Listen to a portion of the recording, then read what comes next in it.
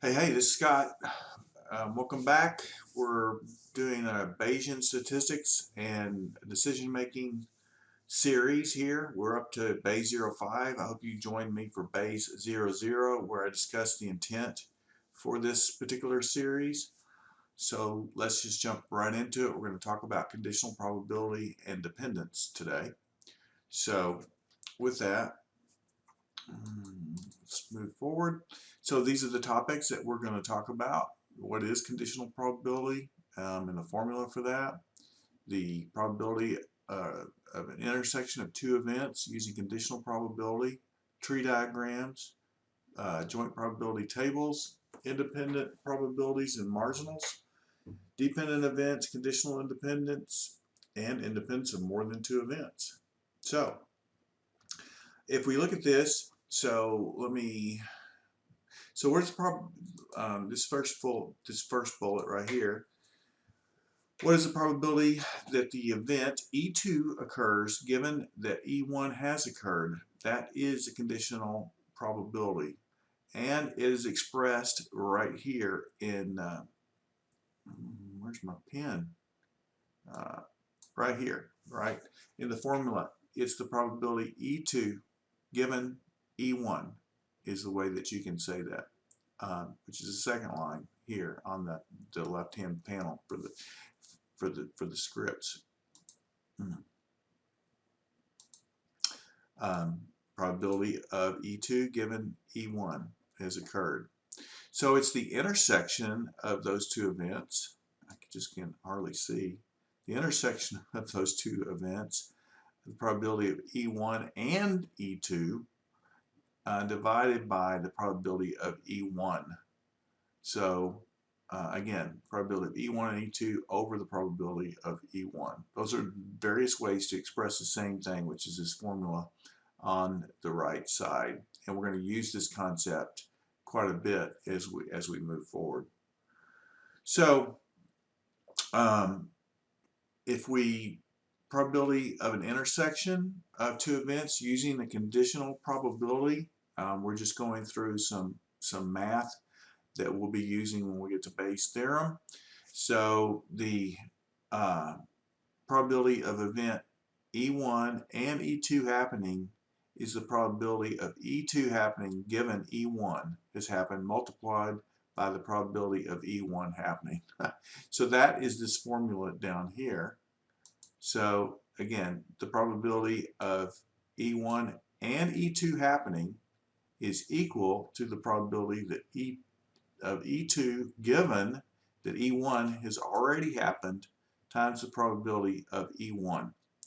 All right, so we're about to see this thing in tree diagrams, and hopefully it'll become more clear.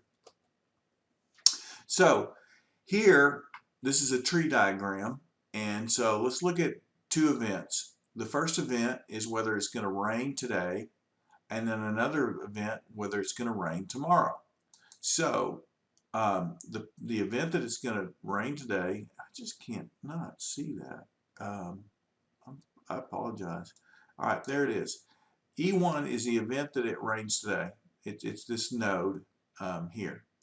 The complement, it's called the complement of that, put a bar over it. That means that everything other than raining today will happen. And of course here it's just no rain today. So E1 is it rains today. The complement of that is no rain today.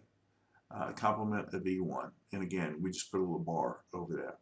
All right, so what's the probability that, all right, so these are successive events. So obviously raining today is a precursor to whether it rains tomorrow or not. We're going to need to take both these events into account. So rain tomorrow is E2. So the probability, or the event that it rains today and it rains tomorrow is both E1 and E2. All right. Next, we walk down this tree that it rains today, no rain tomorrow, the complement of E2, and then this is that event. Rain today, no rain tomorrow. Then no rain today and rain tomorrow is right here. No rain today, rain tomorrow. And then lastly, no rain today or tomorrow, and that's this event right here. Okay, so that expresses that, and you can play that with what I just showed you. So if we overlay some probabilities and get back to those formulas that we just talked about, we can look at the probability. Let's suppose that the probability that it rains today is 0.2. That means the probability that it's not going to rain today is 0.8. Now, if the probability that it rains today and rains tomorrow is going to be that conditional probability, the probability of 1 and 2, or the complement formula that we just talked about, and that's 0.14. And then you can essentially, I won't belabor the fact, but you can look at all of these different events on the using the formulas and everything, and I suggest you play with them, because that's the way you learn, is to play with these things. If I look at this, what we just expressed in a table, and I apologize, this upper right cell is a little bit hard to read. That's 0.06. We just saw it right here, that 0.06 is expressed right here. So looking at these tables is both ways is, you know, a good way to view it. There's information in both of them, and obviously intuition in both of them. So if I look at this, this is essentially it. No rain today is the first row.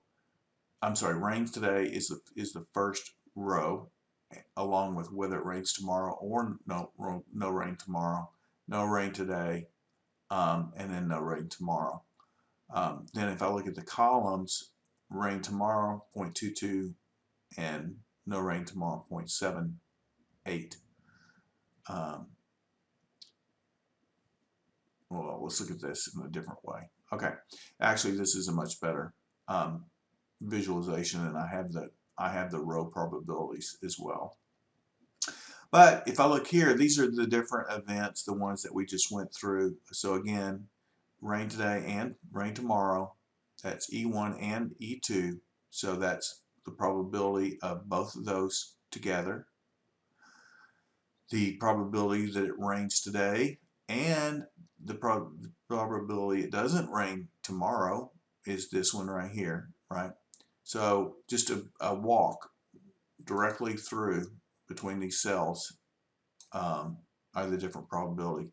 This 0.2 is just the summation of these two cells, and the 0.8 is the sum of these two cells. So these are row probabilities, whether it rains today regardless of tomorrow, or whether there's no rain today regardless of tomorrow. And then the sum of the columns is right here. This means whether it's going to rain tomorrow is 0.22 regardless of whether it rains today or doesn't rain today. And then if it doesn't rain tomorrow, the probability of that's 0.78 regardless if it rains today or rains tomorrow. So those are non-conditional events there. Okay, so what does it mean to be independent? Independent probabilities and marginal probabilities, real quick. So this is the intersection. The probability of A and B is equal to the probability of B given A times the probability of A. If that thing right there, if this thing right here is equal to just the product, probability of B times the probability of A, then we have independent probabilities. This is the condition. If it does not equal this, then they're dependent. All right.